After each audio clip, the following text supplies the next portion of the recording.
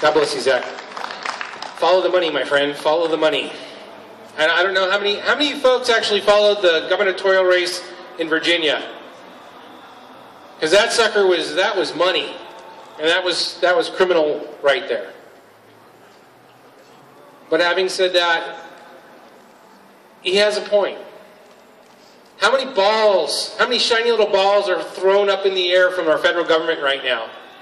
I mean, has anybody actually sat down and made a list, starting off with Benghazi, NSA, IRS, I don't know, executive orders, EPA? I mean, there are so many balls in play. And then, of course, they turn around, because they're not liberals. They're not Democrats. They're progressives. They even say that themselves. Call it what you want. In the end, they've changed. So what they do, they have so many balls in the air, you can't keep track of them all, and they keep forcing you to change focus, and that's exactly what they want to do. So it's time we go in there and we unite, and we reach across the aisle, and we get some sense into these people. And it won't happen with everybody, because as you know, the FBI is here more often than not now. And so folks are running scared, folks are backed up against the wall, and hopefully we're going to get some clean house coming up in 2014.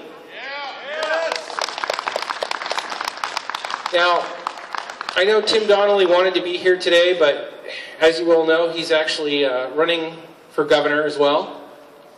And he is one busy guy. This guy is everywhere. I sit there and I watch him post updates on his Facebook page of the mileage he's ticking off on his truck. And it kind of scares me. But he did actually send a letter, and Ron's going to come up right now and give it a read.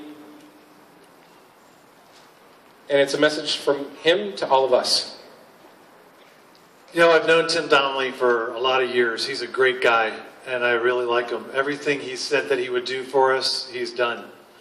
Look at his voting record here in this building, the things that he's had to deal with personally. That little issue of walking through the airport with a gun in his carry-on bag and getting through all that. He didn't try to rewrite the law to cover up his mistake, by the way, like the people in this building are doing.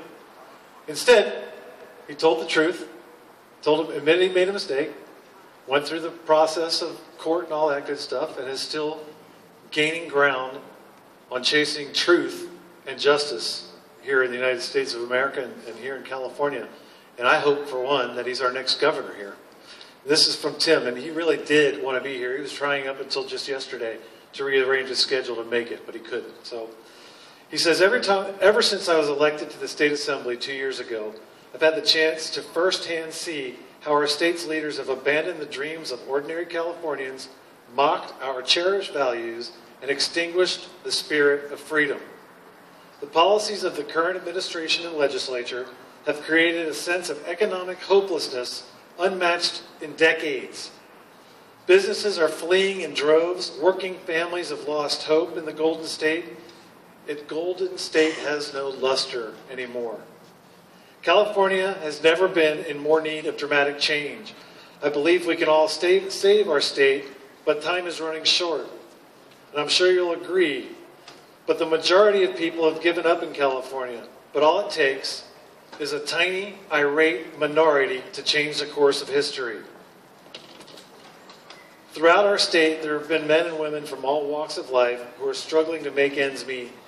There are also those who simply wish to be left alone, but cannot avoid an overzealous government and continues to infringe basic rights.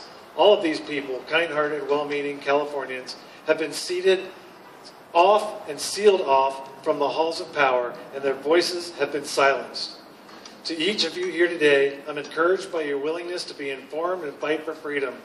As you stand here as citizens of the United States of America, I support you in your mission 100% and will continue to stand by you.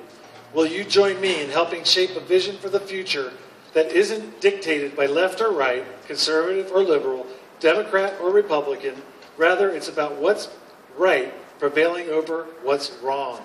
It's about preserving the freedom you and I both strive to protect on a daily basis. Thank you all for what you do for the cause of liberty. Godspeed, Tim Donnelly.